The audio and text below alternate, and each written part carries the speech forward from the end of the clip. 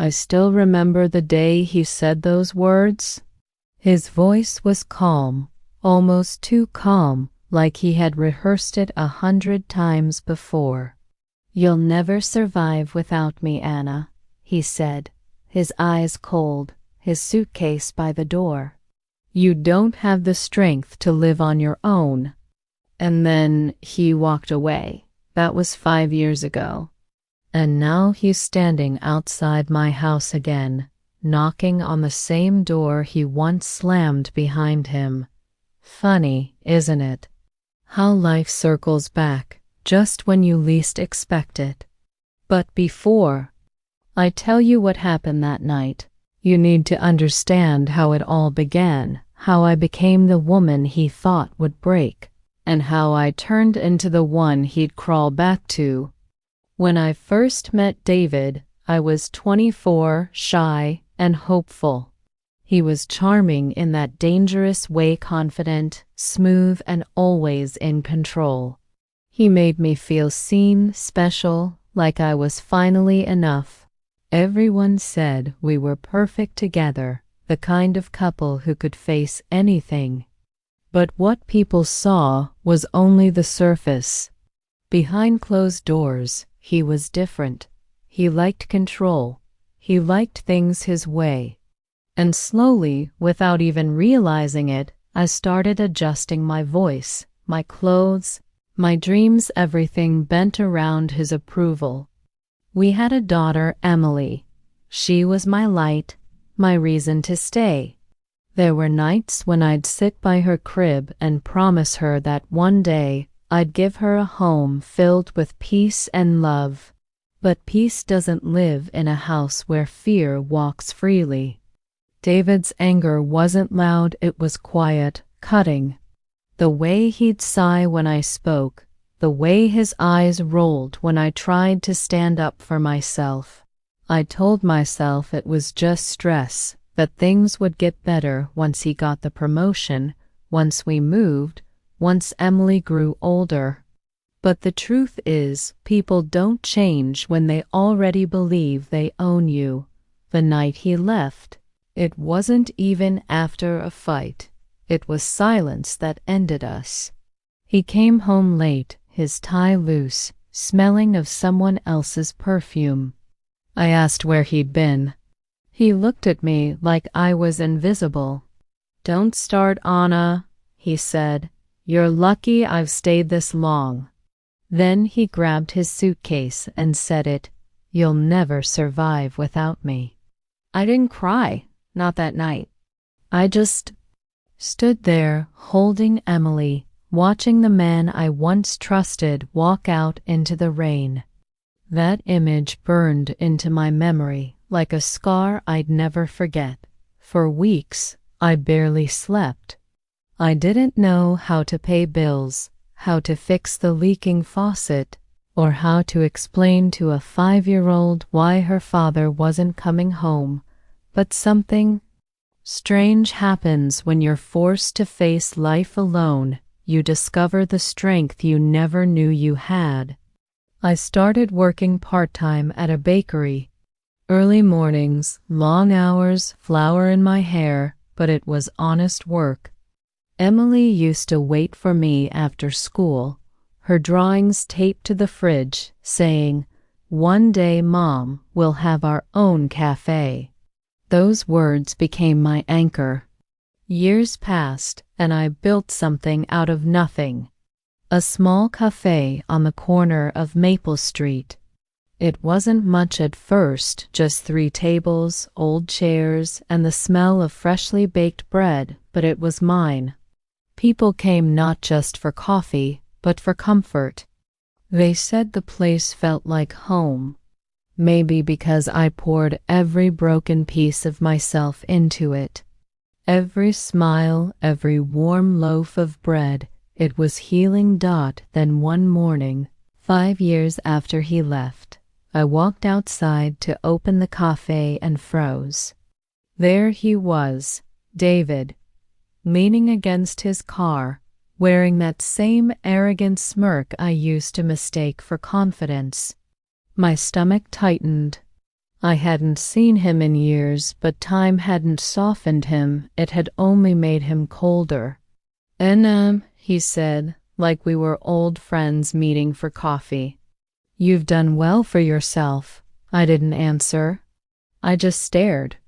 Then he said the words that made my heart twist with disbelief. I made a mistake leaving you. I wanted to laugh, scream, or maybe both. But instead, I said the only thing I could think of. Why are you here, David? He smiled. Because I want us to be a family again. And that's where everything started to unravel all over again. Under the morning light that filtered through the cafe windows, I stood frozen as David's words sank in. He wanted to come back after 5 years after walking away like we were nothing. I could hear my own heartbeat echoing in my chest. He looked around the cafe with fake admiration, his eyes moving over every corner as if he was silently taking credit for it. All this place was my pride, my survival, and yet his presence made it feel small again, like I was back in that old house holding my breath before speaking.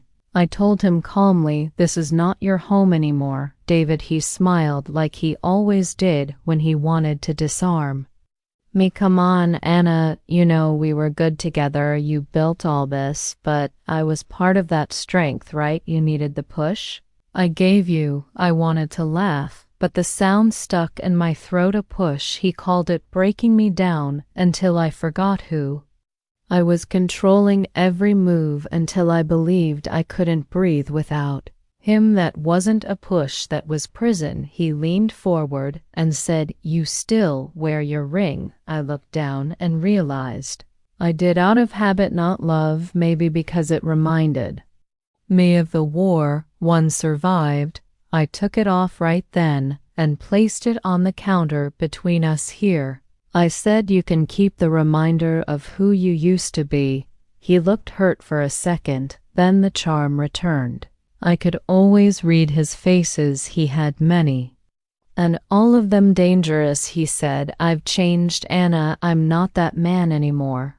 Emily deserves her family back." And you know it, when he said her name, something in me went cold. Emily, she was 15 now, strong, smart, and kind. She had grown up without him, without his bitterness, and she was better for it. I didn't want him near her, not until I knew what he really wanted. So I told him, "She doesn't need you, David. She's happy." He smiled again, a softer one this time. "She's my daughter too. I'm not giving up on her." Before I could reply, the doorbell chimed. A customer walked in, and I used that as an excuse to step away. I spent the rest of the morning trying to focus on the orders, but my hands shook each time I poured coffee. Memories flooded back, every word he ever used to make me small, every apology that meant nothing by the time I closed for the day. The weight in my chest had grown heavy when I got home. Emily was sitting on the couch doing her homework. She looked up and smiled. "Hey, Mom, you okay?" I hesitated for a second, then nodded. "I just had a long day." She tilted her head and asked quietly, "He came by, didn't he?" My heart skipped. She had seen him outside the cafe. She had his eyes, but her soul was mine. I didn't want to lie, so I said, "Yes, he did." She looked down for a moment, then said, "What does he want?"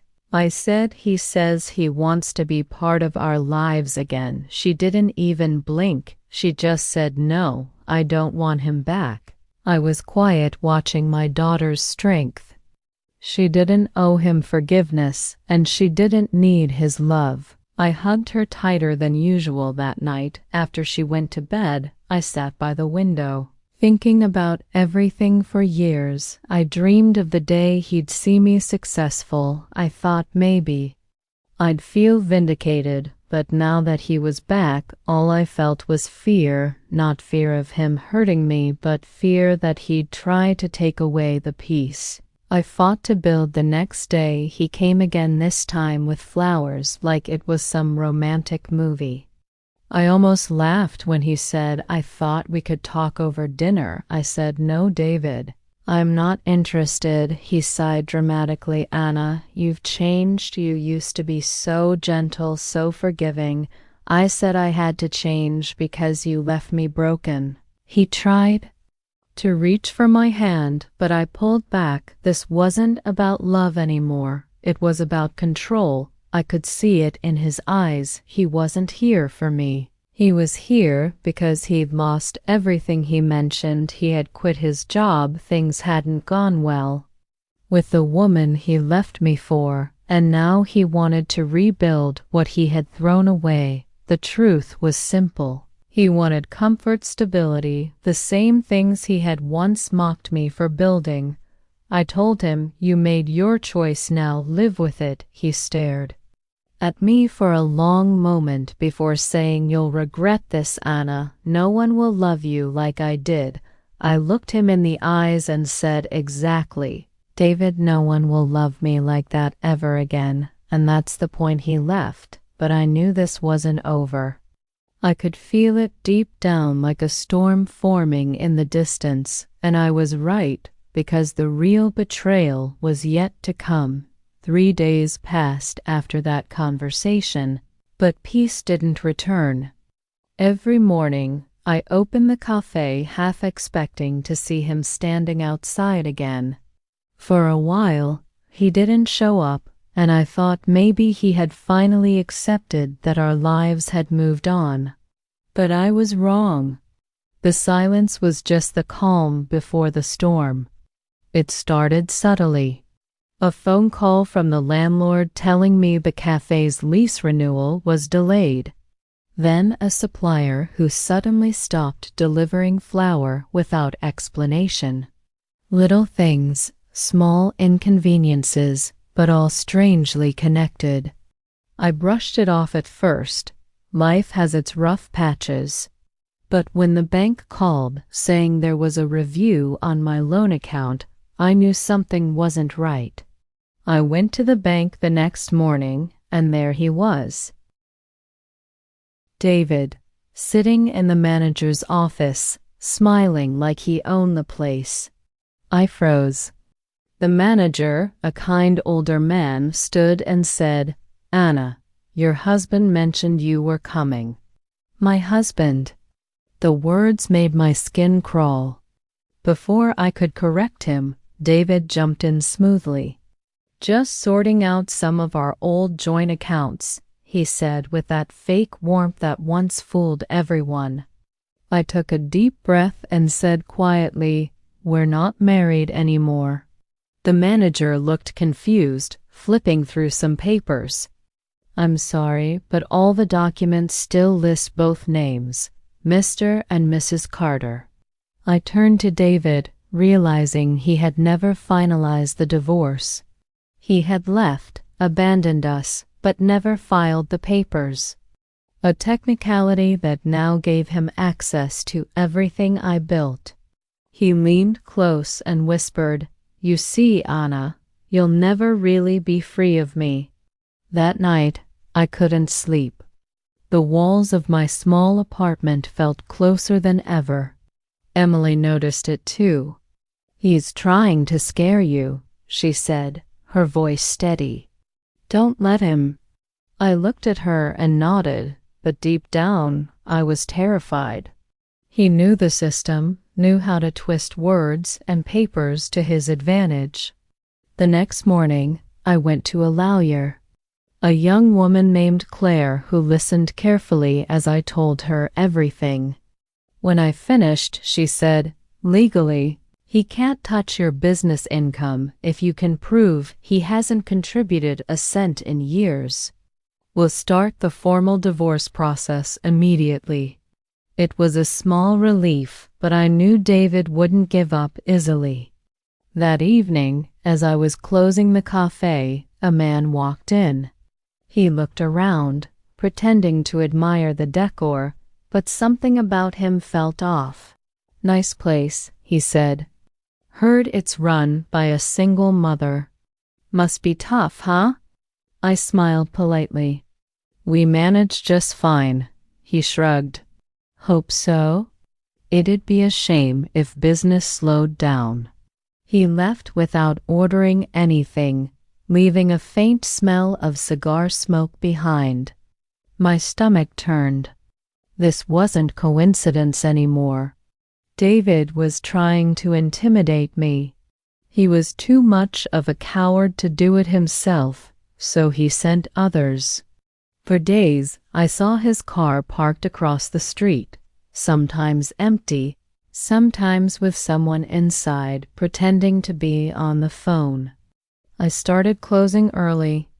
Emily stopped walking home alone. Fear had returned to my doorstep, and I hated that he still had the power to cause it. One night, I found an envelope under my door. No name, no address.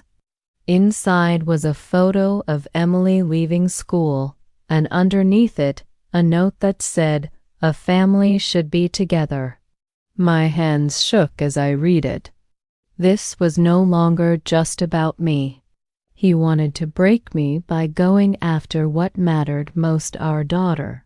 The next day, I went straight to the police, but the officer said without a direct threat, there wasn't much they could do. I walked out feeling helpless, but as I reached my car, something inside me snapped. I had spent years rebuilding my life from the ground up. I had faced poverty, loneliness, and fear, and I survived. I wasn't that frightened woman anymore. If David wanted to play games, then fine. I'd play, but on my terms. I started gathering everything I could. Financial records, witness statements from employees who saw him come around, even security footage from the café. My lawyer advised me to stay quiet, but I knew David. Silence only made him bolder. So I decided to give him what he wanted, a meeting. I called him and said calmly, "Let's talk, tomorrow, at the café." He sounded almost triumphant when he replied, "I knew you'd come around." But he had no idea what I had planned. That night, I told Emily everything. She was scared but brave. "Mom," she said, "don't let him see your fear. He feeds on that." I promised her I wouldn't, and for the first time in a long while, I meant it. The next day, when David walked into the cafe, I wasn't nervous. When David walked into the cafe that morning, he looked smug and certain, like a man stepping into a victory he believed was already his. He wore his favorite gray suit, the one he used to wear on days he wanted to look important. His eyes scanned the room before settling on me behind the counter. I didn't flinch. I had spent all night preparing for this moment, not just with evidence, but with resolve.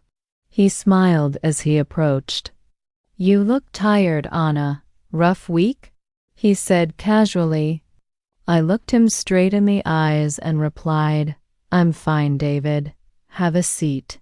He sat down at the corner table, the same one where he used to wait for me after work years ago, when things still felt like love. Now it was just a battleground. I poured him a cup of coffee without asking if he wanted one. He smirked. "Still remember how I like it." I placed it in front of him and said, "This isn't about you and your coffee, David. It's about you learning what happens when you try to ruin someone who's already survived you." His smile faded slightly, but he tried to keep his cool. "Big words, Anna, but you don't scare me." I leaned closer. "Good. You should be scared of yourself instead." I pulled out the folder I had brought with me and placed it on the table. Inside were copies of the fake signatures, the threatening note, and the financial tampering he had tried to use against me. I watched the color drain from his face. "Where did you get these?" he asked. I said, "From people who actually respect me. The supplier you tried to bribe, the landlord you called pretending to be my husband, and the man you sent to intimidate me. Turns out, people talk when you've spent years earning their trust." He leaned back, his eyes dark. "You think this scares me? You won't take me down with a few pieces of paper." I smiled faintly. "Oh, I don't need to take you down, David. You already did that yourself." He scoffed and stood up, towering over me. "You've always loved playing the victim. Maybe that's why no one stayed with you." I didn't react. I just took a deep breath and said softly, "You're wrong. I stopped being a victim the moment you left." He laughed bitterly, but I could see the frustration rising in him. His power over me was slipping away, and he knew it. The doorbell rang and 2 people walked in. My lawyer, Claire, and a police officer. David turned sharply, his eyes narrowing. "What is this?" I said calmly, "This is me protecting what's mine. You forged my signature, you harassed me, and you tried to intimidate my daughter. It's over." The officer stepped forward and handed him a restraining order. David's hands trembled slightly as he read it. He tried to speak, but no words came out. For a long moment, the cafe was silent except for the sound of the clock ticking on the wall. Finally, he said, "You think this piece of paper will keep me away?" I met his gaze and said, "No, my strength will." He stared at me for a moment longer before storming out, slamming the door behind him. The sound echoed, but for once, it didn't make me flinch. It felt final, like the last page of a painful chapter. Claire put a hand on my shoulder and said, "You did the right thing." I nodded, though a part of me knew this wasn't completely over. People like David don't disappear quietly. But at least now, I had taken back control. That evening, Emily came home from school. I told her everything. She listened quietly, then said, "You were brave, Mom." I smiled and said, "No, I was just tired of being scared." We sat together in the kitchen, the smell of coffee and cinnamon filling the air. For the first time in a long time, I felt peace creeping back in. But it didn't last long. A few days later, one of my employees told me David had been seen talking to a local reporter. My stomach turned. He was trying to destroy my reputation next. I should have expected it. He couldn't control me anymore, so he'd try to control the story instead. I went home that night and stared out the window, wondering how far he'd go this time. Emily came into the room and said, "He's not worth your worry, Mom. He's desperate." I nodded slowly. Maybe, but desperate people can still cause damage. That's when I made my final decision. I wasn't going to wait for him to strike again. This time, I would end it completely. Not by hurting him, but by exposing him. All of him. The lies, the affairs, the manipulation. Everything he had buried for years. I still had contacts from people who knew what he did after leaving me, the woman he cheated with, the colleagues he lied to, the company he defrauded. I spent the next week quietly collecting every piece of information. It was exhausting, but it gave me strength. I wasn't doing this out of anger anymore. I was doing it for closure, for my daughter, for every woman who had ever been told she couldn't survive without a man, when I finally had everything, I sent it all anonymously to the news outlet he had been talking to. Within days, the story broke. Former executive under investigation for fraud and harassment. His name, his photo, his lies, everything was public. I didn't feel joy, only relief. The calls stopped. The threats disappeared. And for the first time in years, I slept peacefully. Days after the news broke, the city buzzed with whispers. People who once admired David for his charm now spoke his name with disgust. The newspaper called him a manipulator, a fraud, a man who built his career on deceit. I didn't need to say a word. The truth spoke louder than I ever could. Still, part of me expected him to show up again, furious, ready to fight back. But he didn't. Instead, silence followed. A silence that felt different this time. Not the heavy, fearful silence I once lived in, but the quiet that comes after a storm has finally passed. The cafe was busier than ever. Neighbors who had once pitied me now looked at me with respect. They didn't know the full story, but they knew I had survived something heavy. And in a small town, survival was its own kind of legend. One afternoon, as I was serving coffee to an old customer, my phone buzzed. It was an unknown number. I almost didn't answer, but something told me to. When I picked up, a familiar voice spoke, tired and broken. "You destroyed me, Anna," he said. For a second, I didn't breathe. His tone wasn't angry. It was empty. I asked quietly, "No, David, you destroyed yourself." He was silent for a long time, then said, "I lost everything. My job, my reputation, even my friends. Are you happy now?"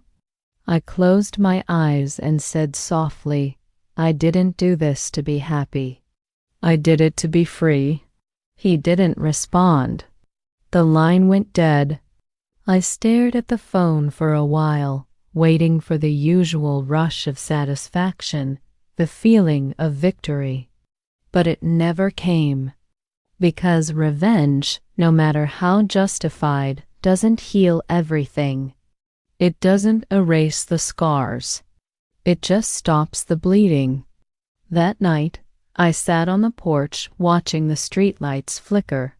Emily joined me, her face calm but curious. "Was that him?" she asked. I nodded. "He called to say it's over." She looked out at the dark sky and said, "Good, maybe now we can stop looking back." Her words struck something in me. I realized she had grown up carrying pieces of my pain, even when she didn't show it. My fight for freedom had become hers too. And now I wanted to give her a different kind of inheritance piece. The next morning, I woke up early and walked to the cafe before dawn. The world was still quiet, the air crisp and new. I stood behind the counter, looking around at everything I had built. Every wall, every chair, every smell of baked bread, it was all born from struggle. From nights when I cried silently so Emily wouldn't hear. From days when I doubted I'd ever stand tall again. And yet here I was, still standing, still living. Around mid-morning, a customer came in with a newspaper. He placed it on the counter and pointed to the front page. "You see this? That man, David Carter Terrible, what he did. The company's pressing charges now. Guess he got what was coming." I looked at the headline for a moment, then folded the paper and handed it back with a small smile. "Yeah," I said quietly. "He did?" I didn't feel anger anymore. only closure. Later that day, I got an email from my lawyer, Claire. She confirmed the divorce was finalized. My name, my life, everything was officially mine again. For a long moment, I stared at that message and let it sink in. It wasn't just paperwork. It was the end of a cage I had once called love. When Emily came home that evening, I hugged her a little tighter. "It's done," I whispered. She smiled. "Then let's celebrate." We made dinner together, laughing over small things, music playing softly in the background. It wasn't a grand celebration, just peace, the kind I used to dream about when I was younger. That night, as we sat by the window watching the city lights, Emily asked, "Do you ever regret loving him?" I thought for a long time before answering. "No," I said finally, "because loving him taught me how strong I could be." Sometimes, the people who hurt us the most are the ones who unknowingly prepare us for the life we're meant to live. She nodded, thoughtful. "Then maybe his mistake was your miracle." Her words made me smile, and for the first time, I truly believed it. A few weeks later, I got a letter in the mail. No name, just an address from another city. Inside was a simple note written in David's handwriting. It said, "I'm leaving. You won. Take care of her." There was no anger in the words, no bitterness. Just surrender. I sat quietly, staring at it for a long time before burning it in the sink. The ashes turned to dust, like the last traces of a past that no longer had power over me. Life moved on after that. The cafe grew, Emily went off to college, and I learned to smile again without forcing it. Some evenings I'd look out the same window where I once cried and feel grateful. Not because revenge brought me peace, but because I learned that peace doesn't come from destroying someone else. It comes from rebuilding yourself. It comes from walking away and never looking back. Years passed quietly after that final letter. The seasons changed, and so did I. My cafe became more than just a business. It became a symbol of survival for many who walked through its doors. People came not only for coffee, but to talk, to cry, to breathe. Sometimes women would sit alone at a corner table, holding back tears, and I'd see a bit of my younger self in them. I'd pour them an extra cup on the house, and if they opened up, I'd listen. Not as a victim anymore, but as someone who understood what it meant to break and rebuild. Emily grew into a remarkable woman.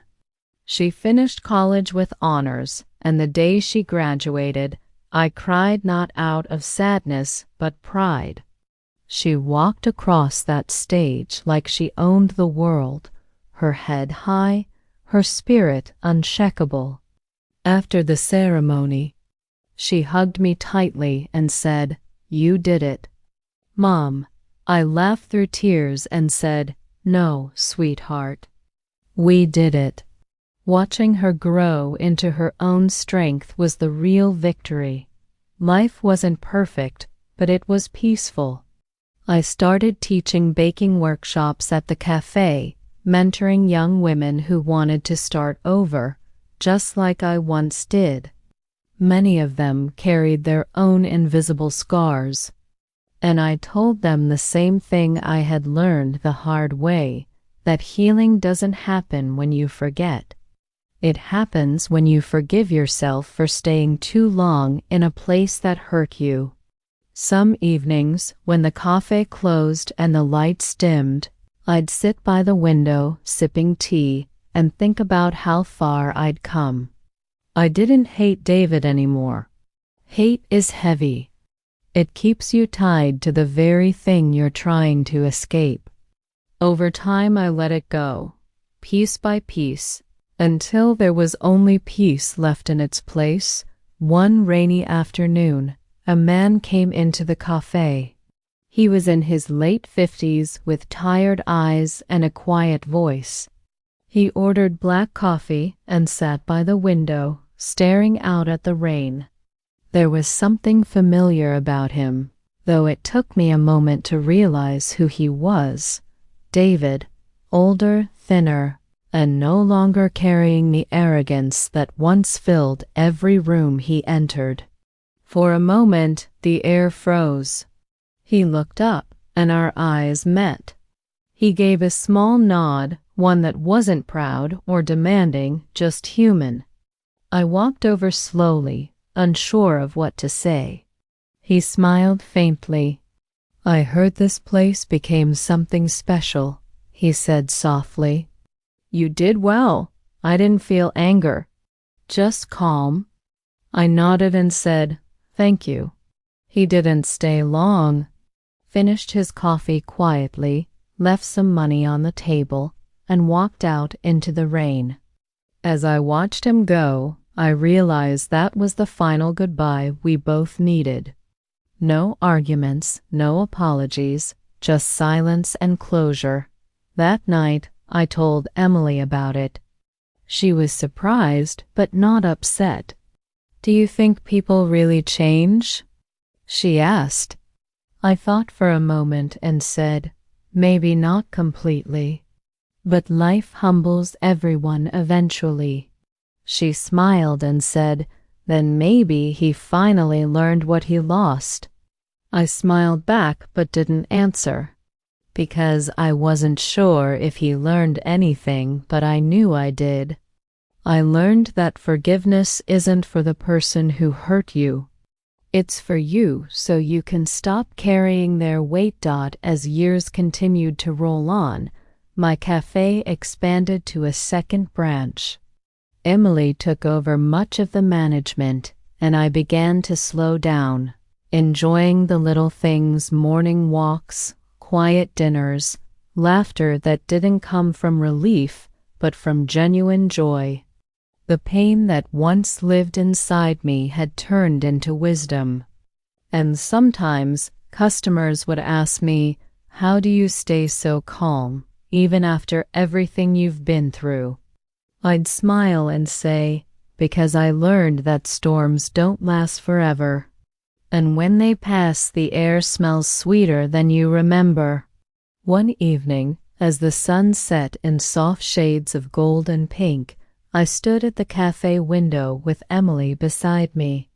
She said, "You know, Mom, every time I tell my friends our story, they say it sounds like something out of a movie." I laughed softly. "It wasn't a movie, Emily. It was life. And sometimes life writes stories you could never invent." She looked at me and said, "Do you ever wish it turned out differently?" I shook my head slowly. "No, because if it had, we wouldn't be who we are today." She smiled, leaned her head on my shoulder, and whispered, "Then I'm glad it happened exactly the way it did." I looked at her and felt something I hadn't felt in years: pure peace. Everything that once broke me had led me to this moment. And I realized that sometimes revenge isn't about destruction. It's about rebuilding so beautifully that the person who once doubted you wouldn't even recognize the life you created without them. The cafe was quiet that night. The sound of rain tapping against the windows filled the silence as I wiped down the last table. The lights were dim, casting a warm golden glow across the room. Outside, the world seemed peaceful. Inside, so did I. For the first time in many years, I didn't feel like a woman who had survived betrayal. I felt like a woman who had lived, learned, and loved again. The kind of peace that once felt impossible had now become my reality. I locked the cafe door, poured myself a cup of tea, and sat by the same window where I used to cry alone.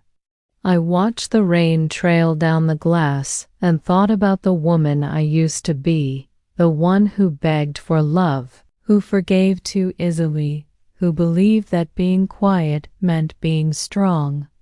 I wanted to tell her that she didn't need to shrink herself to be worthy. I wanted to tell her that walking away doesn't mean giving up, it means choosing yourself. People always say revenge is sweet, but I learned it's not. Real revenge isn't about making someone else suffer. It's about rising so high that their betrayal can no longer reach you. It's about smiling on a day you once thought you'd never survive.